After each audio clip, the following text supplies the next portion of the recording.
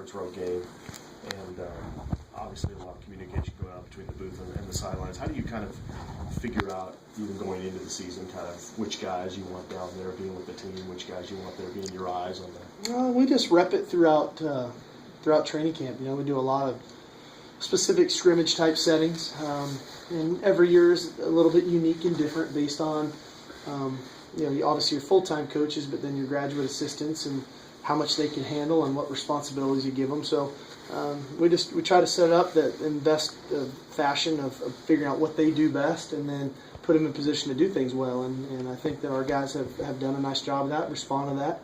I think that's part of the reason why we've done so well coming out of halftime. They're supplying us with good information, and we're able to make proper adjustments and go out and play well in the third quarter. Why do you think it's beneficial to have both coordinators, or the guys on the field like Justin, and then obviously you're playing calls from the sideline as well? I've always just felt like you have such a better feel for the game when you're on the field. I think sometimes you get up in the booth and it's almost like a video game. You're enclosed in the glass. You don't feel the game as much. But there's been a lot of really good and successful O&D coordinators that have been up in the booth too. So there's a lot of ways to skin a cat. This is just the where I've come from. Of being with, obviously when I was at SC with Pete and he was calling the defense, we were calling the offense, and then really even when I was in Oakland with Norv Turner, Norv called the game from the field as well. So this is just what I know. And do you feel like it really paid off dividends when you were in a kind of an away situation, or a neutral situation at least, at Illinois? I just felt like it was the same. I don't know. I didn't think of it that way. You said Monday this would be a great test to the zero distractions this week, and we talked to Keith yesterday about he was doing an ESPN photo shoot and talking to Sports Illustrated. There's obviously a lot of attention with the success you guys have had. I mean, you feel like it's been really good. I feel like our team has practiced really well. I don't feel like they're making this game out to be bigger than it is. It's a football game that we get to play at 7:30 on Saturday. I think that the preparation's been good, which is the most important thing. The mental preparation and the physical preparation, and applying the information that we've received and putting it to use. And so, I think that our team, again, I think we're very mature. I think that this group is led by juniors and seniors, and not freshmen and sophomores. I think those guys understand to follow the lead of our vets, and I think to the younger players' credit, they've done a good job of understanding their role that way and applying everything that those guys are asking of them.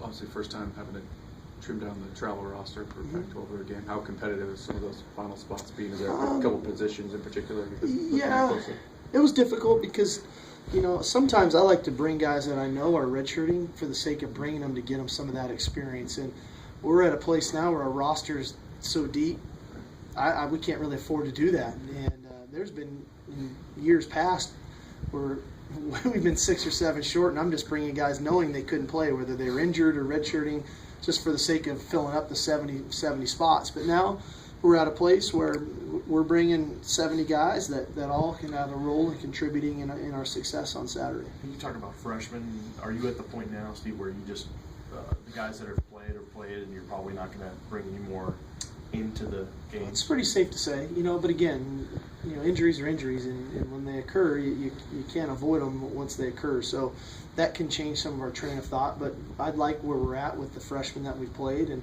I'm hopeful that come the end of the season, that's the same number. But who would be probably the 1 or 2 guys that you think could be close to? I really don't know.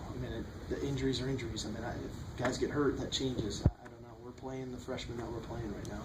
Defensively, how different was practice this week? Well, I think, one, we have to prepare for Stanford's big personnel groupings that they put on the field, and the extra linemen, the tight ends. So that part was different.